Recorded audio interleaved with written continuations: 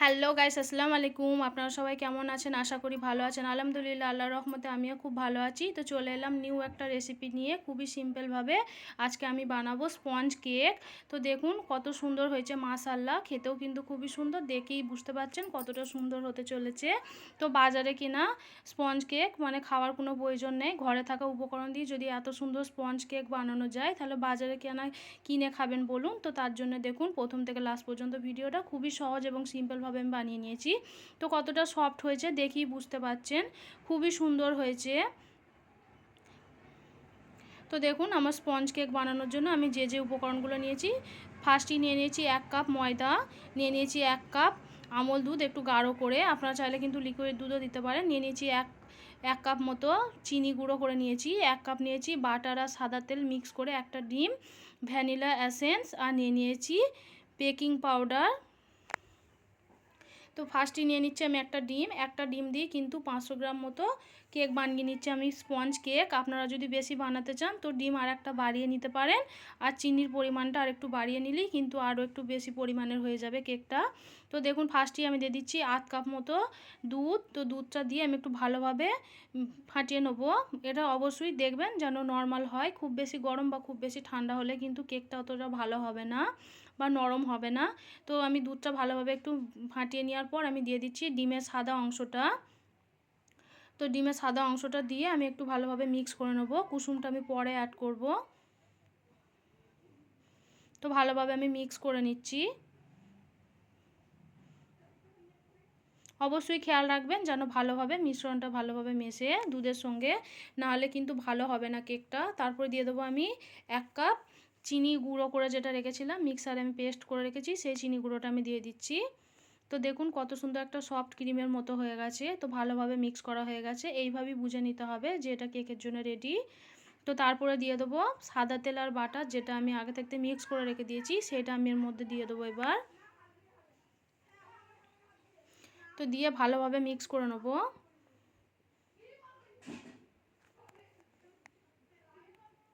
তো দেখুন কত সুন্দর ক্রিম টাইপের হয়ে গেছে, মাশাআল্লাহ খুবই সুন্দর হয়েছিল।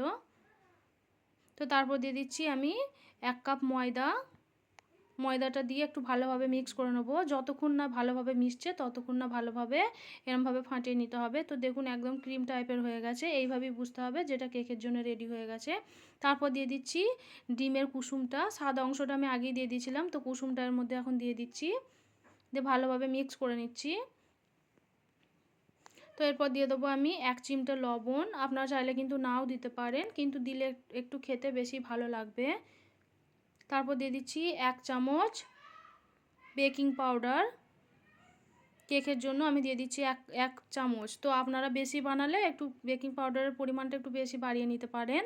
তো তারপর দিয়ে দিচ্ছি আমি ভ্যানিলা এসেন্স 1 চামচ বা 1 সিপি আমি দিয়ে দিচ্ছি এখানে, দিয়ে ভালোভাবে মিশিয়ে নিচ্ছি। আপনারা ভ্যানিলা এসেন্সের বদলে কিন্তু এলাইচির গুঁড়োও দিতে পারেন। যার কাছে হাতের কাছে থাকবে না তার একটু এলাইচি গুঁড়ো করে দিয়ে দিলেই কিন্তু ডিমের আর গন্ধটা লাগবে না। তো ভালোভাবে মিক্স করে নিচ্ছি আমি, দেখুন একদম ক্রিম টাইপের হয়ে গেছে।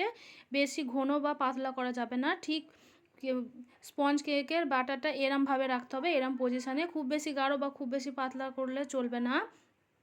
তারপর দিয়ে দিচ্ছি আমন্ড বাদাম, যেগুলো আমি লম্বা লম্বা করে কুচি করে রেখে দিয়েছিলাম, সেগুলো একটু এর মধ্যে দিয়ে দিচ্ছি। তারপরে দিয়ে দেবো আমি এখানে, তো দেখুন একটু ভালোভাবে ফাটিয়ে নেওয়ার চেষ্টা করবেন। তো ক্রিমটা কতটা সফট হয়ে গেছে, কেকের জন্য কিন্তু একদমই রেডি হয়ে গেছে। তারপর আমি এখানে একটা নিয়ে নিচ্ছি স্টিলের এরকম গোল টাইপের টিফিন বক্সের মতো। তারপর ওপর থেকে আমি দিয়ে দিচ্ছি চেরি ফল, কুচিয়ে রেখে দিয়েছিলাম, ছোট ছোট করে টুকরো করে রেখে দিয়েছিলাম, সেগুলো আমি এর মধ্যে দিয়ে একটু ভালোভাবে মিক্স করে নিচ্ছি। তো আমি এখানে একটা পেপার দিয়ে দিয়েছি এরকমভাবে, আপনারা গোল বা চৌকো করে দিয়ে নিতে পারেন। তারপর আমি একটু তেল ব্রাশ করে নিচ্ছি যাতে খুবই সহজভাবে উঠে আসে। তো ভালোভাবে এরকম আমি তেল ব্রাশ করে আমি এবার ব্যাটারটা অল্প অল্প করে এর মধ্যে দিয়ে দেবো। একবারে দেওয়ার চেষ্টা করবেন না, তাহলে সাইডে লেগে গেলে ভালো হবে না। অল্প অল্প করে মাঝখানটায় দেওয়ার চেষ্টা করবেন।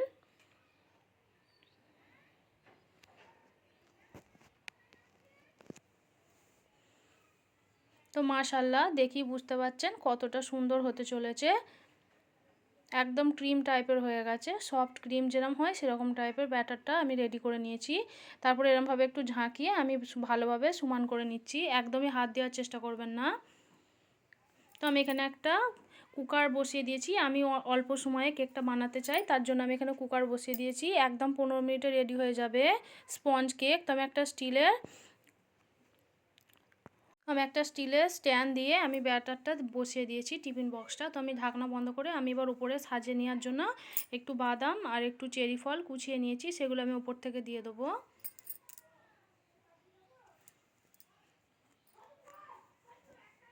তো ফার্স্টে দিয়ে দিচ্ছি আমন্ড বাদাম কুচি। তো আপনারা আমন্ড বাদামের পরিবর্তে অন্য বাদামও দিতে পারেন, কিন্তু আমন্ড বাদামটা একটু শরীরের জন্য বেশি ভালো, তার জন্য আমি সবসময় চেষ্টা করি আমন্ড বাদামটাই দেওয়ার। আমন্ড বাদামটা আমি ভালোভাবে দিয়ে দিয়েছি। তারপর দিয়ে দিচ্ছি চেরি ফল, যেগুলো আমি কুচিয়ে রেখেছি। মাশাআল্লাহ, দেখুন চেরি ফলটা দেওয়ার পরে কত সুন্দর কেকের লুকটাই চেঞ্জ হয়ে গেল, খুবই সুন্দর লাগে দেখতে, খেতেও খুবই ভালো লাগে। তো দেখুন ভালোভাবে আমি দিয়ে দিচ্ছি। তারপর দিয়ে দেবো আমি কিছু কিশমিশ। তো আমি ওপর থেকে কিশমিশ দিয়ে দিচ্ছি।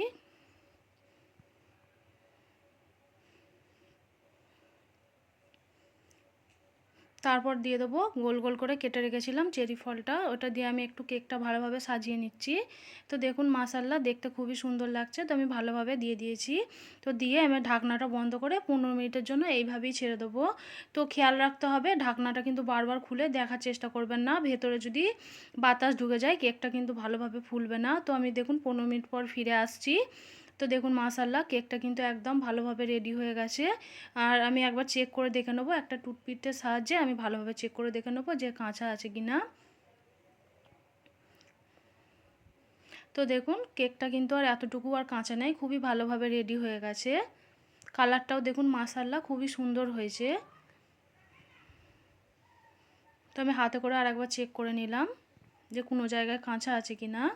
তো এবার আমি কুকারটা থেকে আমি টিফিন বক্সটা বার করে নিয়েছি, একটু ঠান্ডা করে আমি চাকু করে এবার গোল করে একটা শেপ করে আমি প্লেটে তুলে নেব।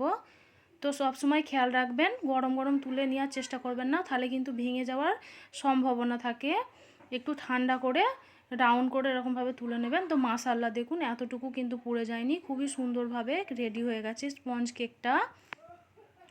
তো আমি পেপারটা তুলে এবার আমি দেখুন একটা প্লেটে তুলে নিয়েছি, কত সুন্দরভাবে রেডি হয়েছে। তো আপনাদের আমি একটু হাত দিয়ে দেখিয়ে দেওয়ার চেষ্টা করছি। তো দেখুন কত সুন্দর সফট হয়েছে।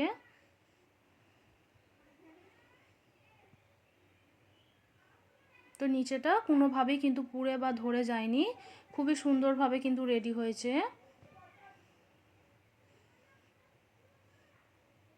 তো খুবই অল্প সময়ে ঘরে থাকা উপকরণ দিয়ে কিন্তু এরকম স্পঞ্জ কেক বানানো যায়, বাজারে কিনে খাওয়ার কোনো দরকার নেই।